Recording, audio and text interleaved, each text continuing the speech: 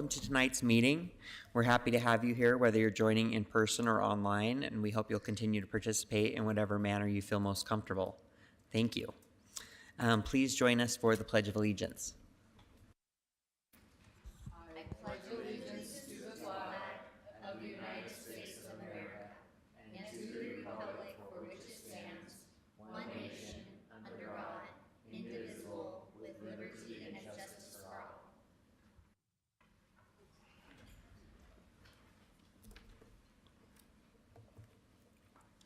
Okay, thank you again for everyone that's here joining us tonight.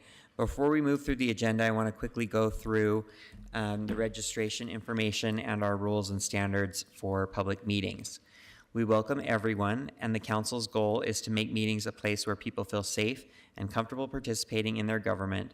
We invite people to help make this a welcoming space. A respectful and safe environment allows us to conduct the meeting in an orderly and efficient way. Our most basic rule is that any action that causes a disruption to our ability to conduct the meeting or any safety concern involving threats or unprovoked speech are not allowed. Unprotected speech are not allowed. These actions or comments may result in removal from the meeting. A reminder of our public comment registration process: individuals may register to comment on scheduled public hearing items up until a hearing is closed. For a general comment section, you must sign up before 7:30 p.m. The general comment section is limited to a maximum of 1 hour and will only include commenters who register before 7:30. So if you're here to give general comments, please sign up, and remember that it is possible not everyone who signed up may be able to speak. This brings us to item A4, which is approving the work session meeting minutes for January 7th, 2025, as well as the formal meeting minutes of November 19th, 2024, December 3rd, 2024, and December 10th, 2024. I'll look for a motion. So moved. Second. I have a motion from Councilmember Dugan and a second from Lopez Chavez. Any discussion? Seeing none, all in favor? Aye. Aye. Any opposed? All right, that passes unanimously. We are now at item A5, which is to consider adopting a joint ceremonial resolution with Mayor Mendenhall recognizing February as Black History Month in Salt Lake City. I'll turn the time over to Councilmember Dugan to read the resolution. Thank you, Mr. Chair. Joint resolution recognizing February 2025 as Black History Month in Salt Lake City. Whereas Black History Month is a time to celebrate the far-reaching contributions made by Black Americans throughout our country's history that have shaped our nation and our city for the better. And whereas in 1926, Dr. Carter G. Woodson and the Association of the Study of Negro Life and History, which he co-founded, planted the seeds of Black History Month when they declared the second week of February Negro History Week. And whereas, building upon the work of Dr. Carter G. Woodson, Black educators, students, and the Black United Students Group of Kent State University first proposed Black History Month in 1970. They organized the first celebration of Black History Month, and whereas in 1976, President Gerald Ford recognized Black History Month as a time for Americans to honor the too often neglected accomplishments of Black Americans in every area of endeavor throughout our history. And whereas contributions by Black Americans have influenced all facets of society, from culture to religion, from education to business and public service, our nation has been shaped by their efforts. And whereas recognizing Black History Month must not change based on political or social trends. And whereas we are honored to recognize and celebrate the heritage, perseverance, and achievements of Black Americans in our nation's history. Their struggle is an American struggle, and we recognize that at its core, this struggle reflects upon our society. And whereas in Salt Lake City and Utah, we have many heroes to admire and learn from the trailblazers of the past to the leaders of the present, and even the luminaries of the future. Now therefore be it resolved that Salt Lake City recognizes the month of February as Black History Month and the importance of Black History Month as an opportunity to reflect on the complex history of the United States while approaching the future with confidence and optimism. Be it further resolved that the Salt Lake City Council and Mayor of Salt Lake City remain unwavering in our commitment to dismantling racial inequality while advancing equity and justice for all. Be it further resolved that Salt Lake City is committed to expanding upon the progress made throughout Black history to ensure that positive Black future. History is in the making, and if we work together to make our today better than yesterday, our tomorrow will be that much brighter. Be it further resolved, the theme of Black History Month 2025 is African Americans and Labor. We have the opportunity and responsibility to not only reflect on the adversity overcome, but also to make the present a time where Black Americans equally excel and thrive in the workforce and all aspects of life. Okay. I'll look for a motion. Mr. Chair, I move that we adopt joint resolution recognizing February 2025 as Black History Month in Salt Lake City. Second. I have a motion from Councilmember Dugan and a second from Councilmember Lopez Chavez. Any discussion? Okay, we'll go ahead and vote. All in favor? Aye. Any opposed? That passes unanimously. I would like to welcome Janetta Williams, President of the NAACP, and James Yapis, Education Chair of the NAACP, and George Severson, NAACP Executive Committee Member, who are here with us to accept this resolution. Thank you for being here. James, I'm sorry if I mispronounced your name. Okay. Thank you for being here. Good afternoon and greetings to everyone. And thank you so very much to the City Council and to the Mayor. This really means a lot to have the recognition coming from the Salt Lake City Chamber of City Council, rather, and the Mayor recognizing February as Black History Month. It means a lot to us. Thank you. Well, I just want to echo President Williams. This is significant for our community and Black community, and I think it really sends the message how much we appreciate them. And thank you, Mayor and Council. Appreciate you. Yes. Thank you. Thank you. Would you like to get a photo with us? We can come down here Yes, and, okay. that would be nice. Okay, Thank you. great. See you down there.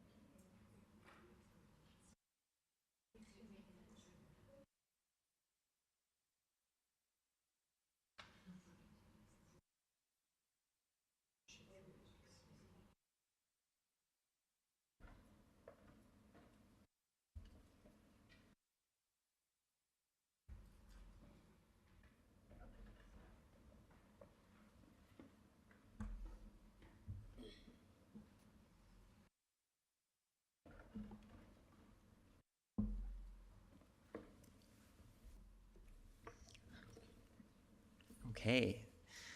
This brings us to the public hearing section of our agenda. These are specific proposals before the council that require a public hearing. Your comments should pertain to the hearing item, and if they go off topic, we will ask you to stop your comment. Our meeting rules apply to hearing comments as well. Please avoid disruptions or threats, or we will ask a staff member to assist you out of the meeting. Also, as a reminder, comments that include profanity, personal attacks, intimidation, or discriminatory language are not persuasive or compelling to the council. They're not helpful in creating a respectful or safe environment. To sign up to comment on any of the hearing items, please register online or turn in a comment card to the in-person staff. We accept sign-ups until the hearing item is closed. We will be calling the names in order of the signups. If you are on Zoom, please unmute your mic when your name is called. Each person will have 2 minutes. Please raise your hand in the Zoom or in the room or on Zoom for staff assistance. If you're having technical issues in Zoom, our staff member Daffodil Buchert can assist you. If you reach the 2-minute mark, the host will announce time and your microphone will be muted. If you're unable to finish your comment, please share the rest via email, mail, or call our office. Contact information is listed at slccouncil.com. If you have a handout for the council, please notify council staff who will assist you. Okay. So our first public hearing items B1 through B10 are all for grant applications. So we will hear them as one hearing. Before we begin taking comments, I'll turn the time over to Sylvia Richards, Council Policy Analyst, to give us a short introduction. The city periodically applies for and receives grants which fund some city programs. Each grant will receive a public hearing. This gives the council and the public an opportunity to learn about the grants. First is the Leading the Way Low Carbon Transportation Materials for Salt Lake City grant, which would fund efforts to mainstream the use of low carbon construction materials, products, and treatments as compared to industry averages of similar products in Utah. Second is the Wacara Way Wasatch Front Regional Council Surface Transportation Program grant, which would fund the replacement of deteriorated roadway and address rainwater flooding, create safer pathways for pedestrians and bicyclists, and prepare for Track's Orange Line opening in the next 10 years. Third is the Highland Roundabout grant, which would fund the conversion of a traffic signal at 17th East and 21st South to a roundabout to reduce speeds, delays, emissions, and air pollution, and to provide a better connection to a future shared use path on the southwest corner. Fourth is the Green Bike Capital Care grant, which would fund the replacement of 5 green bike stations and 58 e-bikes. Fifth is the Carbon Reduction Program grant, which would fund the purchase of water-wise street trees and plants along the hottest blocks of Salt Lake City's 9-line trail to encourage trail and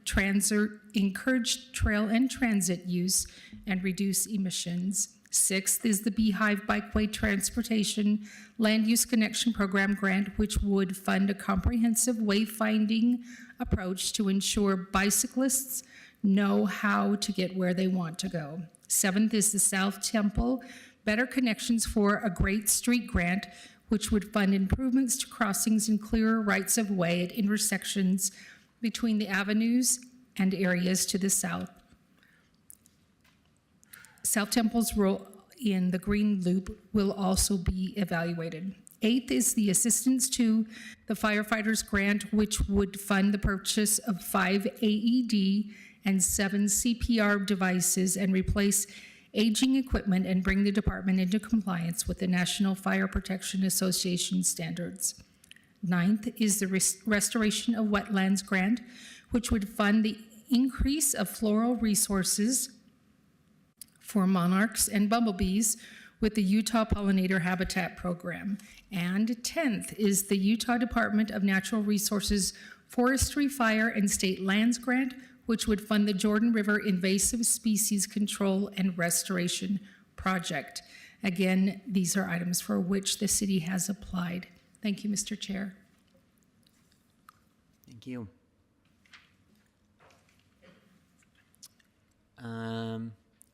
Comments on this item? Mr. Chair, we do not have anyone registered to comment on these items. Okay, anybody here in person that wants to speak to any of these items? Okay, Mr. Chair, yes. I move that the council close the public hearing and refer items B1 and B through B10 to a future consent agenda for action. Second. I have a motion from Councilmember Dugan, a second from Councilmember Young. Any discussion? Seeing none, we'll go ahead and vote. All in favor? Aye. Aye. Any opposed? I'm an aye. Okay, That passes unanimously. We are at item B11, which is an ordinance amending budget item, or budget amendment number 3 for fiscal year 2024-2025. And we also have Sylvia Richards, who is going to give us a brief introduction to this item.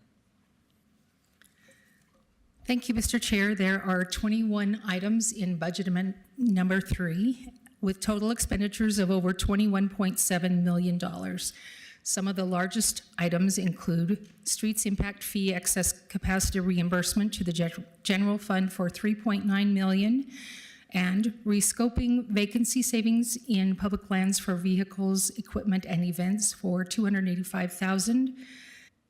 Third is accelerating treatments for diseased sycamore trees for $150,000. The updated staff report and the administration's transmittal are both available in today's packet materials. And the council's budget webpage is updated regularly. It can be found at tinyurl.com/SLCFY25. Thank you, Mr. Chair. Thank you. Do we have any comments on this item? Mr. Chair, we have 3 people registered to speak to this item. The first will be Becky Woods, followed by Alec Conkle, and then Bernie Hart. Becky is here in person. Okay.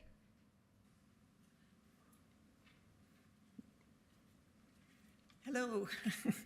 I really wanted to thank Councilman Dugan for proposing the money for these sycamore trees up in our area. And I just was going to speak for a moment on trees. The trees that provide an incredible service to our planet for shade and beauty, but more importantly for the intake of the CO2 out of the air. They're a crucial component in combating climate change. I was doing a little research on the sycamore tree in particularly. It lives for 250 to 500 years. And so our sycamore trees, which are maybe 70 years old or so, are not really even halfway through their life. And I just want to say that our trees are sick, but I think with this treatment that you've budgeted for, they will hopefully live the length of their life expectancy. Thank you again for proposing the money for it, Councilman Dugan. Appreciate it. Next will be Alec Conkle, followed by Bernie Hart. Alec is here in person.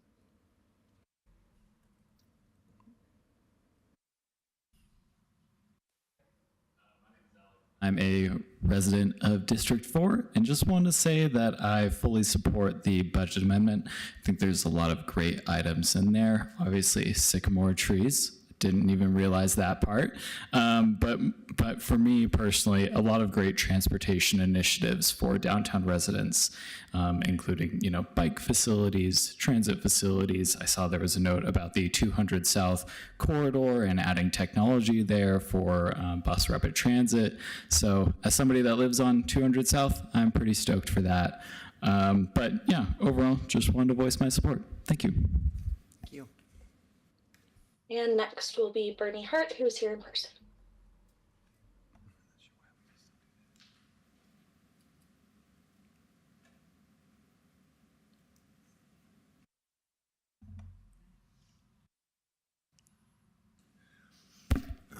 Good evening. My name is Bernie Hart.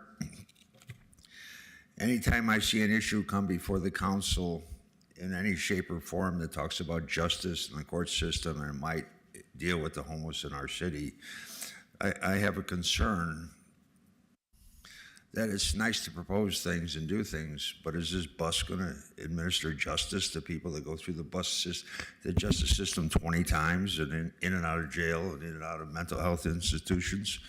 And the city has no idea how the system is working or if it is working at all. It's like the city doesn't care about people on the street that go through the court system or enter the jails. Did I speak out of turn? I don't think so.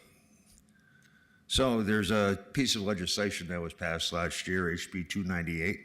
This justice bus might be a good place for the city to start implementing an accountability system, which I hear talked about all the time, and holding not only the homeless accountable, but the justice system and our policing system and our caregiving service system accountable for what they do and how they interact with the homeless on our streets. You can police them to death and do it over and over again, but that's not going to change a damn thing until you know any of your service programs are working. Your justice bus might be a good place to start. HB 298, you might think about it. Thank you.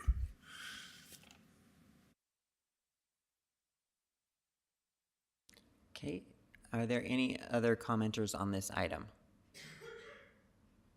All right, then I'll look for a motion. Mr. Chair, I move that the council close the public hearing, adopt the new cybersecurity engineer 1 FTE from item A2, and refer remaining items to a future date. Second. I have a motion from Councilmember Dugan and a second from Councilmember Young. Any discussion? Seeing none, we'll go ahead and vote. All in favor? Aye. Any opposed? That passes unanimously. I'm an aye, sorry. Couldn't find the button. Oh, okay. Well, good. We counted you as an aye anyway. Okay. Let's see.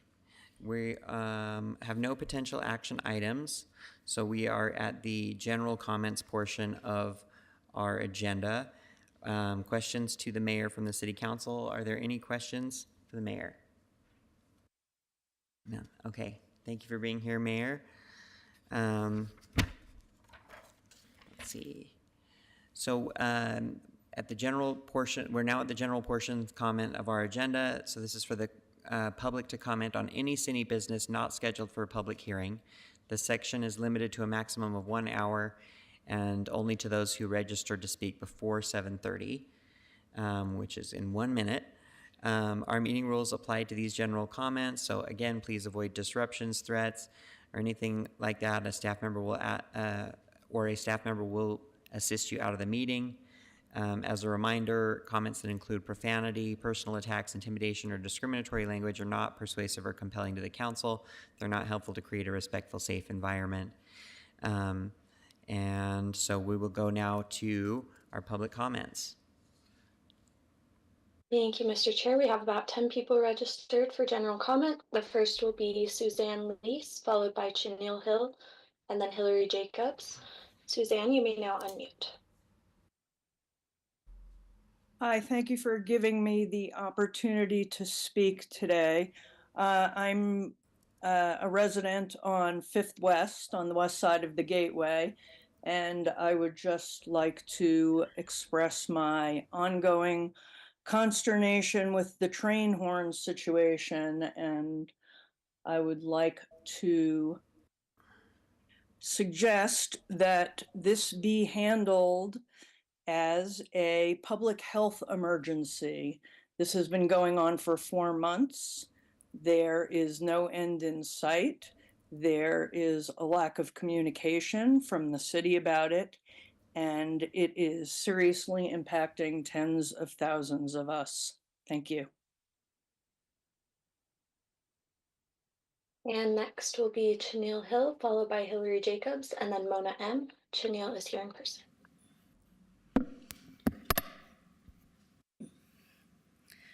I stand here today because transparency, accountability, integrity, and leadership should not be optional. Utah's former Attorney General Sean Reyes has shown a blatant disregard for these values. His ties to Operation Underground Railroad and Tim Ballard, allegedly, who is now facing serious allegations of sexual misconduct, deemed immediate scrutiny. For months, my organization, Stand Against Fear and Exploitation, has been fighting to implement a policy that would hold people like this accountable, ensuring that power does not shield predators, and yet I have heard nothing. No response, no action. Why? Am I not important? Is our community's voice, our hard work to build safer, stronger city not a priority? Or is it simply because elections are coming up and tough conversations make inconvenient headlines? Meanwhile, religious entities and powerful organizations continue to get away with one more sexual assault, one more case of child abuse, day after day as we wait. The cup is overflowing. How much more are we willing to ignore before we take action? Leadership is not about silence, you guys. It's about standing up when it matters most. Stand against fear and exploitation is demanding now, not later. I urge you to answer the community, to prioritize the integrity over politics, and to implement real measures that protect the people of this city. Listen to us now. We cannot wait. People are being hurt. Enough's enough. And next will be Hillary Jacobs, followed by Mona M, and then Calvin Fars. Hillary's here in person. Hi, good evening, council representatives and mayor. I am Hillary Jacobs. Tonight, I would like to discuss land stewardship. Why is land stewardship? What is land stewardship and why is this important? Stewardship is defined as a responsible overseeing and protection of something considered worth caring for and preserving. Land stewardship is, more specifically, land management policies and practices required to maintain ecological integrity and the systems that support natural communities and species on the landscape. Comprehensive land stewardship, then, means planning for and taking necessary actions to protect the natural, cultural, or historic value of the lands over the long term. Recreational land stewardship is but one small subset of comprehensive land stewardship. It too must include key elements that protect and preserve healthy ecosystems, but it is not a replacement for comprehensive land stewardship. Right now, Salt Lake City stands at an important crossroads. As you search for a new director of public lands, you have a choice, either to continue the status quo, which has permitted development of the foothills natural lands, no matter the consequences, or you can choose a new direction that prioritizes protecting the intrinsic value of intact ecosystems on the natural lands. This necessarily recognizes that any and all human activities have consequences, particularly on vulnerable landscapes, and prioritizes long-term comprehensive stewardship to protect the lands for everyone rather than short-term accommodation of a few. When interviewing potential directors, ask what stewardship values they will incorporate in their land use management practices. Which forms of recreation do they consider to be respectful, responsible, appropriate, or sustainable in differing habitats, and why? Will you hire a director who regards land stewardship to be a privilege and who will take seriously the huge responsibility they will assume to ensure that the vulnerable foothills, natural lands, and the wildlife that reside? Time. Okay, sorry, that's time. Okay, thank you. All right, next commenter. Next will be Mona M, followed by Calvin Fars, and then Annie Isaacson. Mona, you may now unmute.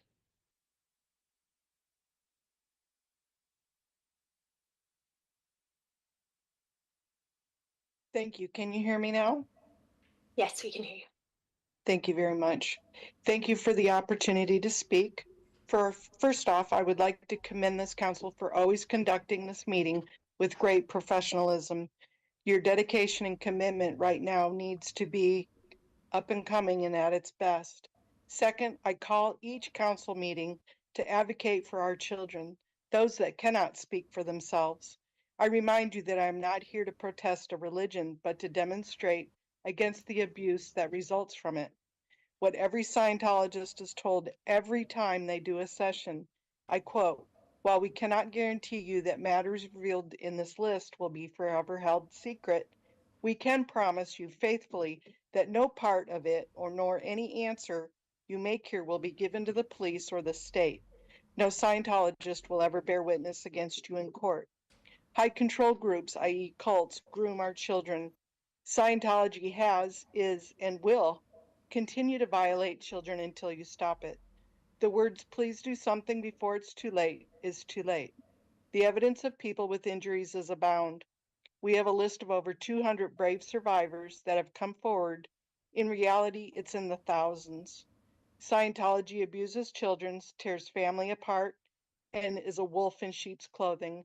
I ask you not to attend or be a part of any Scientology event or their front groups such as CCHR, Narconon, Criminon, Applied Scholastics, or ABLE. Thank you for your attention. I yield back my time. Next will be Calvin Fars, followed by Annie Isakson, and then Bryce Hayes. Calvin is here in person. All right. Good evening, everyone. Council members, Madam Mayor. It's always a pleasure. My name is Calvin Fors. I'm a president of Carpenters Union Local 801 and also one of the business agents therein. It's a pleasure to be in this historic building as always. I'm just in awe of it every time I walk in here because I can appreciate the work that went into building this place, and it's truly remarkable. We just wanted to stand as fellow members of the Carpenters Union to appreciate the efforts of this council in many areas to better the lives of its residents. As we saw in your in the grant applications, low carbon construction, flowers for bees and butterflies, rebuilding roadways with an eye towards bike paths, increasing the e-bike usage, a roundabout to make traffic flow more efficiency, which is going to decrease carbon emissions. So it's all great efforts, and we do applaud you. As also, we'd like to thank you for its efforts in fighting against the contractors that would take advantage of a workforce and cheat communities out of those tax revenues, and all the while protecting the public investment in large projects that are upcoming and that would benefit the residents of Salt Lake City and the greater Salt Lake County area. So again, thank you for your efforts. It's always a pleasure to be here and speak in front of you fine folks. So thank you. Have a wonderful evening. Thanks. Next will be Annie Isakson, followed by Bryce Hayes, and then Ben Engel. Annie is here in person. Hi, thank you, City Council and Mayor, for letting us speak. I want to talk about the zoning merge that you guys heard this afternoon. I know it's not the public hearing for that yet, but what I want you to consider, our HOA has two nationally historic buildings at 3rd South and 3rd East. They're 120 some odd years old. They have sandstone foundations. They're 3 stories high. When the zoning was in place for them in 1905, they didn't plan on steel structures that were 9, 12 stories high. And if you are to pound foundations for a building that deep in such close proximity, you will crack the sandstone foundations and the buildings will collapse. So I know that in the zoning, their proposal, there is some things about stepping away from historic structures and respecting the setbacks. I think it's very important that we maintain the setbacks in adjacent buildings to historic structures that were intended to exist in 1906 when the building, this example building exists, because you're not only building outside space and setbacks for the people who live in that lot, you're having the setbacks so the neighbors can also enjoy the sunlight and can also grow plants in their yard. And also, you don't want to have buildings that are too different in height next to each other, because what's going to happen when you have driving snow and rain is all the precipitation is going to end up in Time. Next will be Annie Isakson, followed by Bryce Hayes, and then Ben Engel. Oh, sorry. Bryce Hayes, followed by Ben Engel, and then Bernie Hart. Bryce is here in person. Hello, I'm here to comment on the unfinished business on today's agenda, the Public Library Collective Bargaining Resolution. My name is Bryce Hayes, and I'm a librarian at the Salt Lake City Public Library. In May of 2022, a group of library staff began meeting informally to discuss ways to improve our working conditions. What started as a safe space to share frustrations quickly revealed that many of staff members had similar concerns. This led us to explore the idea of unionizing to collectively advocate for better working conditions. In August of that year, library staff reached out to the American Federation of State, County, and Municipal Employees, AFSCME, to explore the possibility of affiliation. After a series of discussions, we made the decision to have AFSCME assist library staff in forming our union, Salt Lake City Public Library Workers United. Over the following months, we worked to spread the word, engage with our colleagues, and grow support for the union. In April of 2023, with a majority of staff on board, we attended a library board meeting to publicly announce our intent to unionize and requested the board's assistance in adopting a resolution to formally recognize our efforts. Nearly 2 years have passed since that time, and throughout this period, we have continued to dedicate ourselves to providing safe, welcoming environments for our community, while also remaining committed to advocating for improvements in our working conditions. In December of 2024, following months of discussion between AFSCME and the library board, the board passed a resolution that lays the groundwork for formal recognition of our union, making us the first library workers union in the state of Utah. As public servants, we dedicate ourselves to supporting the communities we serve. Many of us don't enter library work to get rich. We do this because we value the resources, programs, and services libraries provide, and because we deeply care about the communities in which we live and work. All we ask is for a seat at the table when decisions are being made that affect our work, and for the ability to create positive change in our work conditions, and for the same collective bargaining right as other city entities. For these reasons, I respectfully urge you to approve the resolution before you today and grant us our right to unionize. Thank you for your time. Next will be Ben Engel, followed by Bernie Hart, and then Lauren Fontanilla. Ben is here in person.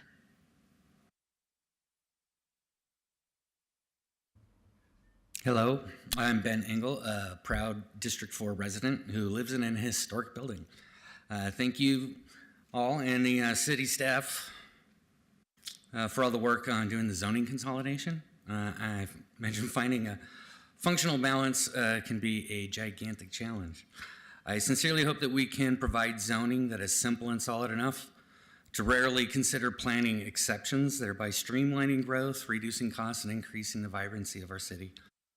I was thrilled about the transitional zones, especially regarding considerations for historic places.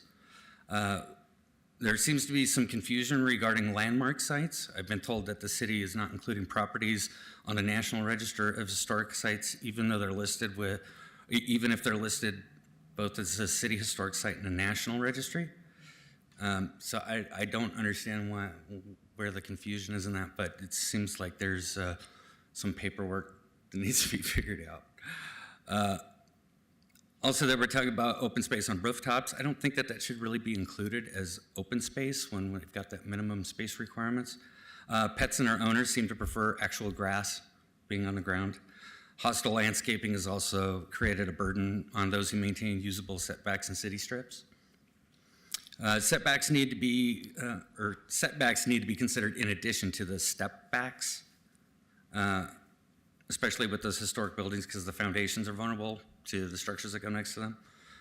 There was the 35-foot minimum or maximum for considering the step backs, and it seems like 35 feet might be a little bit too low, that maybe it should be higher than that. Just thinking of a 4-story building is usually going to be higher than 35 feet, and it seems like there should be considerations for the size of the building differences, especially where there's an 11-story building or something going next to it. Seems like that's a drastic difference where there'd only be one. Time.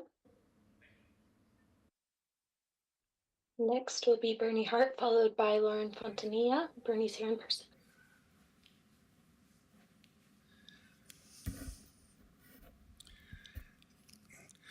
Good evening. My name is Bernie Hart.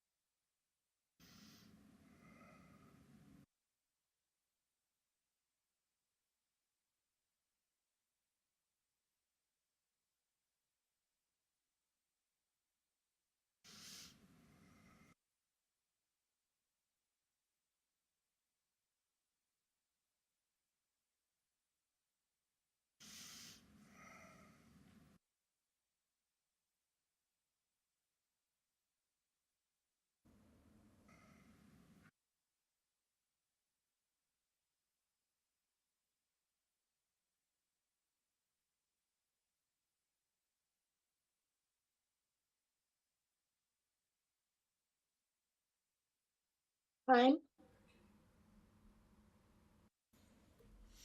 Next will be Lauren Fontanilla. Lauren, you may now unmute.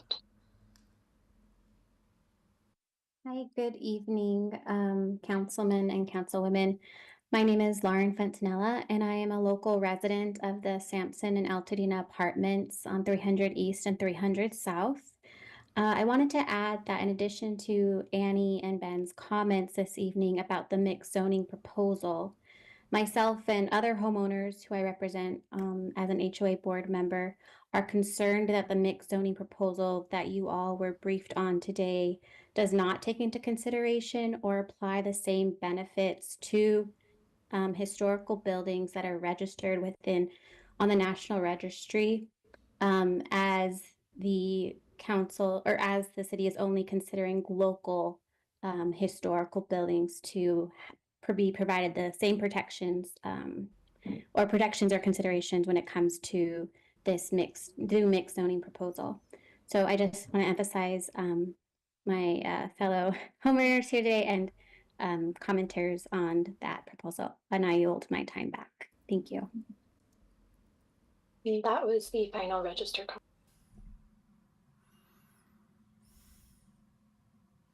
Okay. Anyone else here in the audience that would like to speak for general comment? Okay. Then we will go ahead and move on to our new business items. Thank you to everyone who commented. We are now at new business item E1, which is an ordinance for an economic development loan to Himalayan Kitchen. I'll look for a motion. Mr. Chair, I move that the council adopt the ordinance approving a $350,000 loan for Gorka Enterprises doing business as Himalayan Kitchen for the Economic Development Loan Fund. Second. A motion from Councilmember Lopez Chavez and a second from Councilmember Dugan. Any discussion? Seeing none, all in favor? Aye. Aye. Aye. Aye. Any opposed? Nope. Okay, great. That passes unanimously. We are at the unfinished business portion of our agenda, where we have a resolution on collective bargaining for the Salt Lake City Public Library Board. I'll look for a motion. Mr. Chair, I move that the council adopt a labor resolution establishing a collective bargaining structure and process for the Salt Lake City Public Library as amended and approved by the Library Board of Directors on Wednesday, January 29th, 2025. Second. I have a motion from Councilmember Young and a second from Councilmember Petro. Any discussion? Yes. All right, Councilmember Young. Okay, so I just want the opportunity to thank everyone who's been involved in this process. First and foremost, I want to thank the mayor. You truly represent for our city in terms of supporting the rights of our unions and creating opportunities for them to engage in city services and projects that elevates every single person in this city, from those who are members of the union, their families, but the economy that they support. So thank you for that leadership and for creating this opportunity for yet another department to join. Second of all, I also want to thank your administrative team who have worked tirelessly to be able to find a pathway forward that honors the rights of our employees, but also creates structures that allow for us as a city to meet our obligations, both from a funding standpoint as well as a process standpoint, to honor the rights of these individuals. So please thank your team on our behalf as well. Additionally, I want to thank the library board for, again, honoring the rights of our employees to be able to come forward and to make this request and supporting them in the process of moving forward. Thank you for recognizing the voice of your employees and creating an opportunity for them today. In addition, I want to thank our partners at AFSCME. It really is important that when you're starting off the first time that you have support and expertise from those who have been there and been a part of that. I know that your organization is tirelessly working up on Capitol Hill right now regarding issues that are impacting every single union. And yet you are here tonight to be able to celebrate the win, because we have to celebrate when these opportunities come forward. So thank you for being here. I'm very grateful. And most importantly, this makes me a little emotional, to our Salt Lake City librarians and staff. We are so excited for this opportunity for each and every one of you. You deserve this. So thank you for fighting and bringing this forward. I am so proud of every single one of you and excited for the next steps that come from you having this collective voice to be able to advocate and move forward. Chair, thank you for that opportunity. Thank you. Chair, if I may. Yes, go ahead. Thank you. I just want to recognize it's been 3 years coming. I have been there with you at different organizational meetings, and I just want to celebrate you today because collective bargaining works. We've shown it, and at a time when we're about to open and celebrate our main Salt Lake City rooftop, we also get to celebrate that our workers voice their concerns and their ideas, and we were receptive to it. So I'm so excited that I'll be able to cast my vote in support of expanding our new AFSCME union, celebrating our librarians, and most importantly, this new local. Thank you so much for the work that you do. Okay. Just seeing if anybody else had any other comments. Just wanted to add to that, although Councilmember Young, I think, covered all of it. Both of Councilmember Young and Lopez Chavez covered it very well, that we have a long history in Salt Lake City of recognizing the right to collective bargaining and the right to come together as an association to represent yourselves and your profession and the working conditions that you're striving for.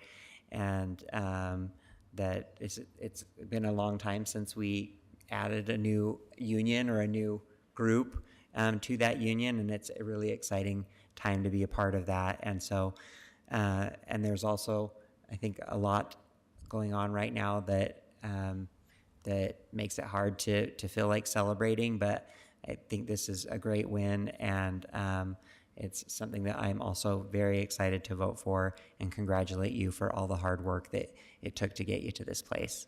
So thank you so much. All in favor? Aye. Aye. Aye.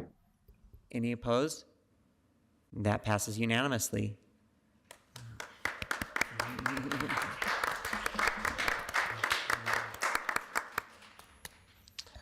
Okay.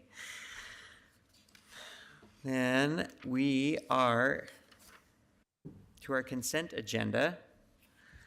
I'll look for a motion. Motion to Mr. approve. Chair, pardon me, this is Cindy Lou over here. There is one item on the consent agenda, if you could remove the board appointment. Correct, that's right. Thank you for that reminder. I move to approve a consent agenda item number 1. Second. All right, we have a motion from Councilmember Dugan, a second from Councilmember Young. Any discussion? Seeing none, all in favor? Aye. Aye. Any opposed? All right, that passes unanimously as well. This concludes our Salt Lake City Council meeting. We are adjourned. Thank you.